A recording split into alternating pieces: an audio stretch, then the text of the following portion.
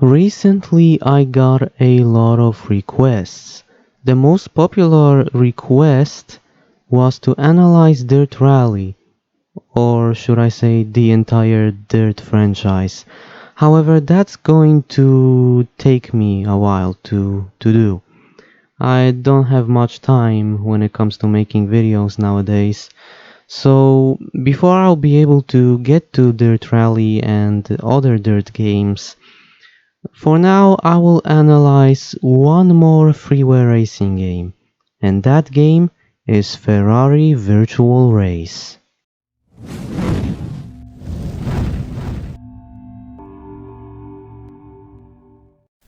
Hi everyone, as always Patrick here. If you're already subscribed, make sure you turn on notifications, otherwise YouTube won't tell you if I posted anything. If you are new to the channel, make sure you watch until the very end and consider subscribing if you like it. Okay, Ferrari Virtual Race. Ferrari Virtual Race is a freeware racing game developed by Cinetic and published by Ferrari themselves back in 2009. As you all know by now, normally I start my analysis videos by talking about the graphics, but for this one time, we have to talk about how to even get the game. As I've mentioned before, the game is a freeware and it used to be available for download on the official Cinetic website. However, Cinetic went out of business and you can't get the game on their official website anymore, simply because it doesn't exist. So the game not only is a freeware, it is also an abandonware. You can't buy it on any digital stores, or you can even download it for free on any digital stores, actually. So you have to look for some other websites that hopefully have the game. And there is one website that has this game available for download. That website is called myabandonware.com. Simply, if you look at games released by year, if you go to 2009, you will be able to find Ferrari Virtual Race there. And from what I know, this is probably the only option right now and the best option to get the game. Don't worry, the game is a freeware, nothing's wrong here, so yeah, no worries. No one's gonna complain if you download the game from there. It's all good. So yeah, just download the game from myabandonware.com and you will be able to just install it and you will be able to play the game. So at least that is one good thing about it. At least someone put it out there, and you can download it, so that's fine. Okay, now we can finally talk about the graphics. Graphically, it looks like Crash Time 2. The funny thing is, Crash Time 2 came out 1 year before Ferrari Virtual Race, and despite the fact that both of these games look the same, I like the art style of Crash Time 2 a bit more, but that's just me though. For those who don't know, Crash Time 2 is another game made by Cinetic, and also, as you can tell, it's also a part of the Crash Time series. If you want me to make an analysis about Crash Time 2 and other Crash Time games for that matter, please leave a comment down below. The game runs on the 3D Landscape engine. This is the engine that Cinetic always used to make their games. The engine itself is dated when it comes to today's standards. I mean, the first iteration of this engine was used in the year 2000, if not earlier, but over the years Cinetic has been constantly updating the engine to meet today's standards, and despite the fact that it uses graphics from Crash Time 2, a game that came out a year before Ferrari Virtual Race, the graphics in this game actually aren't that bad, especially for a freeware game. Although I think you have already noticed that a lot of things in this game look dated. Not bad, just dated. And Synetic tried to cover those things up. For example, there's a lot of bloom. Now, Crash Time 2 also used this bloom, but it was more. I like to think of it like this. In Crash Time 2, it was an artistic choice, since you can't remove the bloom, turn off the bloom from Crash Time 2, sadly. And yeah, I just don't think it works well in Ferrari Virtual Race. It just feels like Synetic tried to cover up bad graphical qualities, I mean. The same thing goes for the motion blur. Thankfully, this game does motion blur better than most racing games, especially at that time, and even today. The way motion blur works is actually interesting. Instead of blurring the entire screen, it only blurs the sides and sometimes the bottom part of the screen. That way you can see a lot more what's going on. And despite the fact that I like the way motion blur is implemented in the game, personally I would turn those off. And like I've said in some of my other analysis videos, um, when I record footage, I usually leave motion blur on just so you can see how it looks like, your authentic experience. But when I play games by myself, I always turn this option off. Thankfully, Ferrari Virtual Race gives you the option to turn off the motion blur if you don't like it. I can't say the same for the bloom. With that being said, let's compare the graphics of this game to other freeware racing games that also came out in 2009. Truck Racing by Renault Trucks and Volvo the game. When you compare the Ferrari Virtual Race to those two games that I've just mentioned, Ferrari Virtual Race looks better than those two games that I've mentioned, especially considering that those are freeware games. But compared to other releases, AAA releases, it's not very good. You can see that graphically it's dated. Like I've said before, it's not bad. It definitely looks very good for a freeware racing game.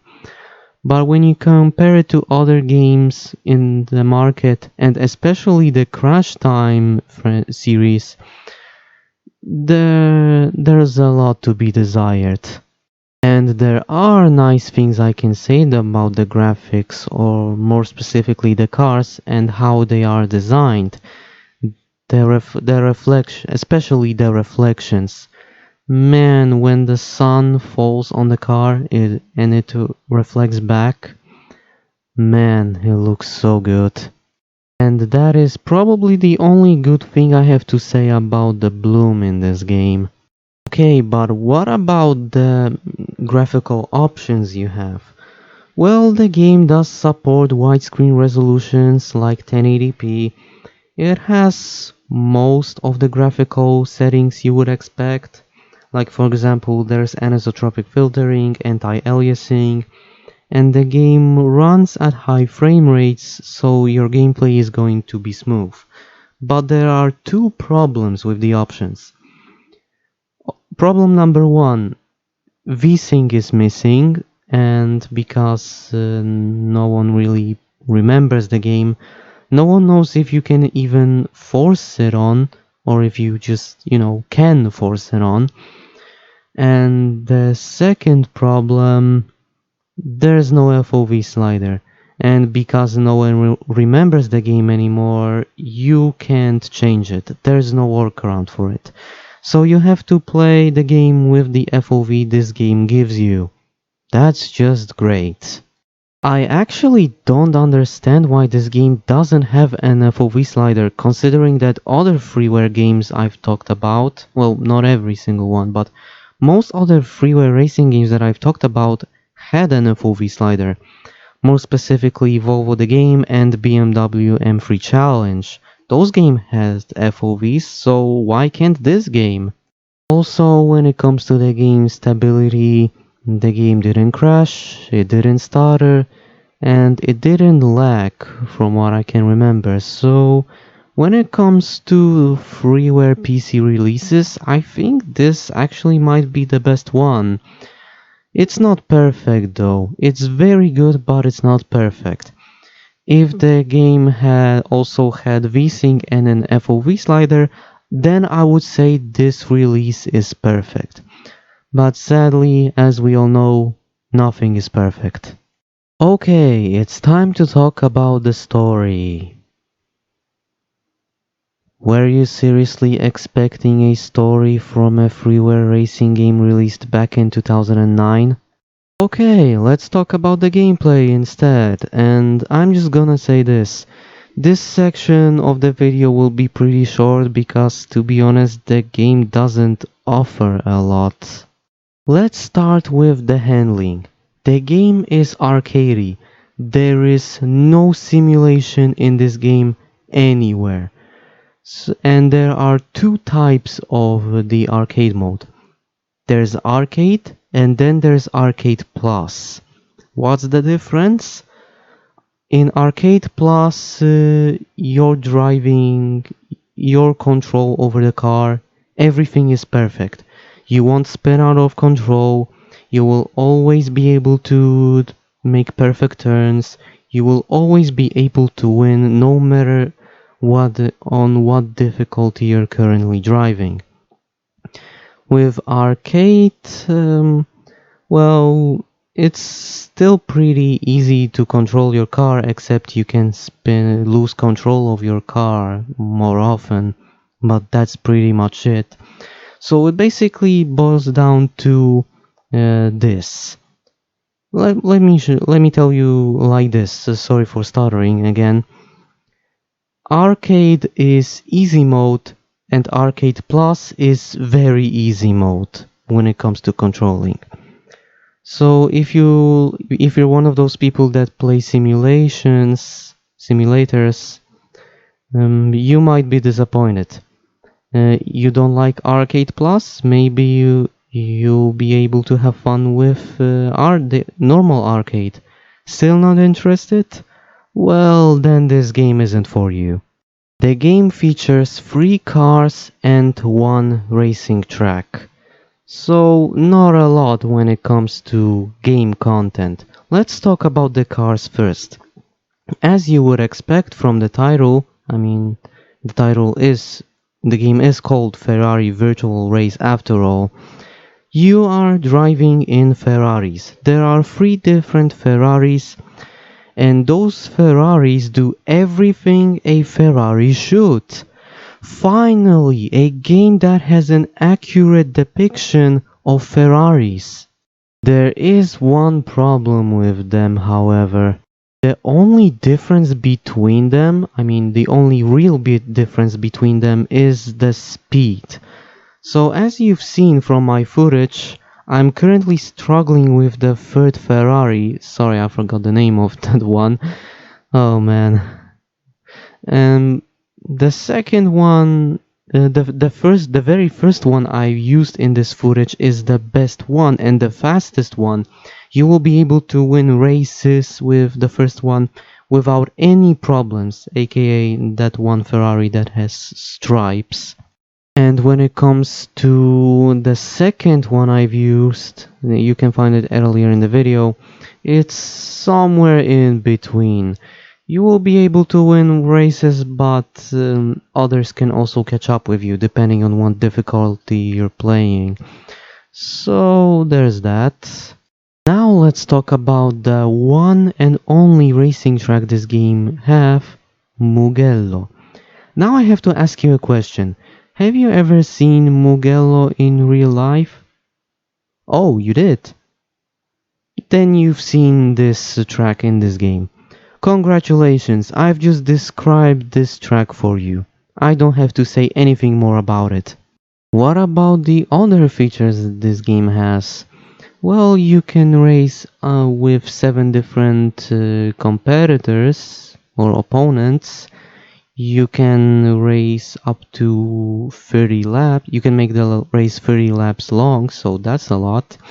You can also set up other things with the UI, so if you don't like certain things that you're currently seeing on the screen, you can turn those off.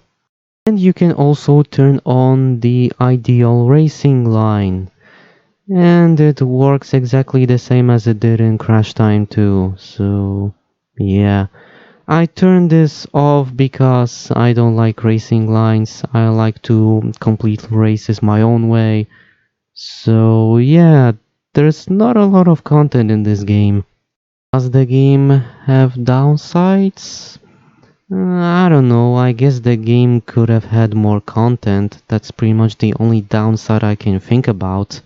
In conclusion, Ferrari Virtual Race is definitely the best freeware racing game of its time. If you want it, you can download it for free on myabandonware.com. Like I've said before, the game is a freeware, so even if you play it and you don't like it, well, the only thing you'll waste is your time. But other than that, yeah, go play it. Definitely, go play it. But that pretty much sums up everything I wanted to say in this analysis video. Thank you for watching, and I'll see you next time.